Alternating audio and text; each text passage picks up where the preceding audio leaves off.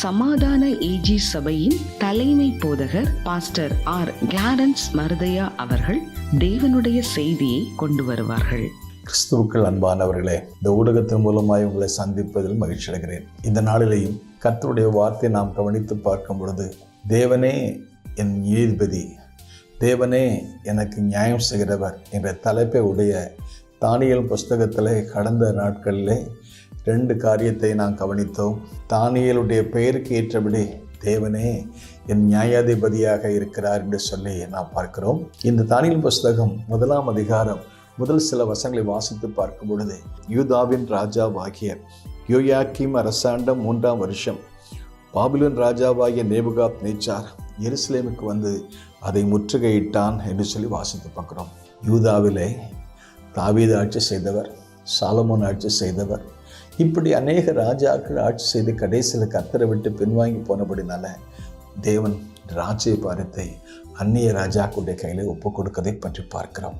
அடுத்து 1ஆம் அதிகாரம் 2ஆம் வசனம் சொல்கிறது, அப்பொழுது ஆண்டவர் யூதாவின் ராஜாவாகிய யோயாக்கீமையும் தேவனுடைய ஆலயத்தின் பாத்திரங்களை சிலவற்றையும் அவன் கையிலே ஒப்பு கொடுத்தார்.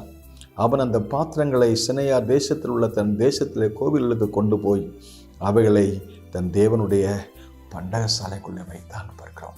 பாத்திரங்கள் என்று சொல்லி பார்க்கும் பொழுது கர்த்தருடைய பணிக்கென்று பயன்படுத்தப்பட்ட பாத்திரங்கள், தேவனுடைய வேலைக்காக பயன்படுத்தப்பட்ட பாத்திரங்கள் என்றால் நீங்களும் நானும் தான்.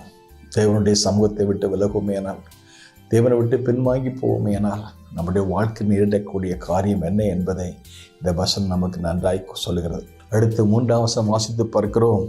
அப்பொழுது இஸ்ரவேல் புத்திரருக்குள்ளே ராஜகுலத்தாரிலையும் துறைமார்களிலையும் யாதொரு மாசு இல்லாதவர்களும் அழகானவர்களும் சகல ஞானத்திலும் தேர்ந்தவர்களும் அறிவில் சிறந்தவர்களும் கல்வியில் நிபுணரும் ராஜாவின் அரண்மனையை சேவிக்க திறமை உள்ளவர்களுமாக சில வாலிபர்களையும் கொண்டு போய்விட்டார்கள். பாத்திரங்கள், இந்த பாத்திரங்களை சொல்லி பார்க்கும் பொழுது தேவனால் பயன்படுத்தப்பட வேண்டிய வாலிபர்கள், இளம் தலைமுறைகள், அடுத்த நியூ ஜெனரேஷன், கர்த்தருக்காக பயன்படுத்தப்பட வேண்டிய அந்த வாலிப சமுதாயத்தையும் இந்த ராஜா கொண்டு போய்விட்டார்.